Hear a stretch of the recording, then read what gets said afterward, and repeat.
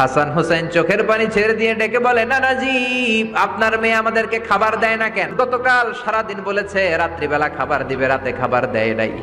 আমাদেরকে বলেছে তোমরা ঘুমিয়ে যাও, আমি রান্না করি সকালে দিব। ঘুমায় গেলাম, সকালবেলায় খাবার চাইলাম, আপনার মেয়ে ফাতেমা তখন আমাদেরকে খাবার দেয় না। দাদা, আমরা ছোট্ট দুইটা মানুষ ক্ষুধার জ্বালায় বেহুশ হয়ে যাই, আর সহ্য করতে পারি না, আপনার মেয়ে খাবার দেয় না। দুপুর হয়ে গেল, দুইজনে কান্নাকাটি করে আপনার মেয়ে এখন পর্যন্ত আমাদেরকে খাবার দেয় নাই। আমরা দুজন তো আর সহ্য করতে পারি না, কেন আপনার মেয়ে আমাদের সাথে এমন করে? আপনার কাছে বিচার দিলাম, আপনি বিচার করেন। বিশ্বনবী আর কি বিচার করবেন? ডেকে বললেন, হাসান রে কাছে আয়। বিশ্বনবী শাম দেশের জুব্বা পড়তেন, শাম দেশের জুব্বাটা উপরের দিকে উঠালেন, হাসান রে দেখালেন, এই তো দেখ তোর নানার পেটের মধ্যে 3টা পাথর বাঁধা। একদিন না খেয়ে থাকার কারণে তোদের পেটে এত জ্বালা, এত কষ্ট।